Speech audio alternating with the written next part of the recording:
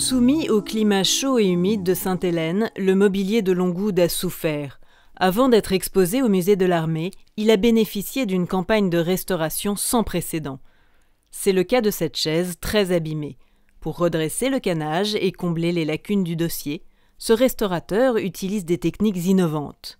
On doit bien différencier notre travail et notre intervention sur l'œuvre par rapport à ce qui a été fait avant. Donc on n'utilise pas forcément les matériaux traditionnels, mais on va utiliser donc des alternatives. Et là, par exemple, j'ai utilisé du papier japonais au lieu d'utiliser des brins de canne traditionnels. Les bandelettes de papier sont tressées sur les brins de canne existants et sur un réseau de fils de nylon. L'avantage de cette technique est qu'elle n'exerce aucune tension qui risquerait de fragiliser le canage. Ce meuble appartenant à une institution publique, il n'a plus du tout de fonction usuelle. Plus personne ne va s'asseoir dessus. Donc à partir de là, on n'est pas obligé de redonner une résistance ou une fonction à l'objet, mais juste un regard esthétique.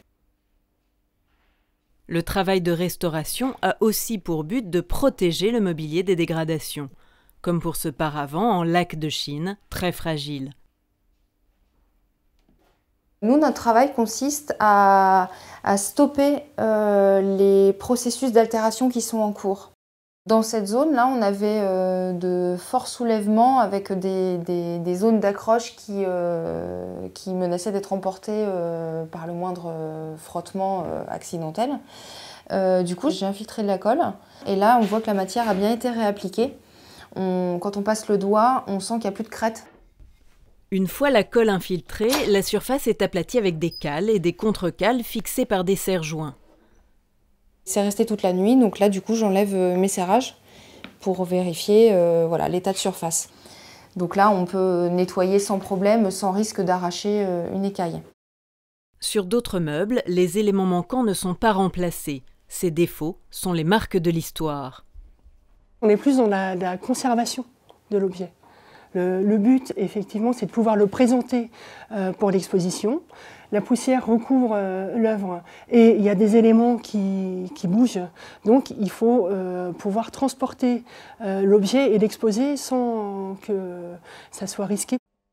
Avant toute intervention, l'artisan prend des photos pour pouvoir documenter son travail. Ça me permet aussi d'étudier directement la photo en zoomant sur l'ordinateur et ça me remplace une observation sous microscope. Chaque objet vieillit différemment et bénéficie donc d'un traitement sur mesure. Sur cette chaise en bambou, un aspirateur et un pinceau en poil de chèvre enlèvent d'abord la poussière volatile. La gomme en latex vulcanisé va me servir à retirer la poussière qui se trouve sur toutes les parties planes du fauteuil. Pour le canage, hélas, je vais devoir revenir à la méthode du coton-tige. Cet ébéniste a lui aussi passé plusieurs semaines à nettoyer des pièces très encrassées, celles qui composent le billard de Longwood.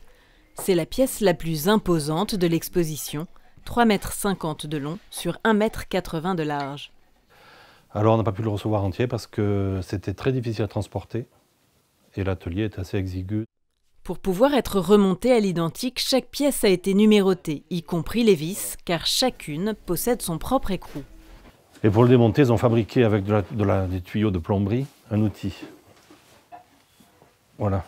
Donc c'est avec cet outil que nous avons démonté le billard.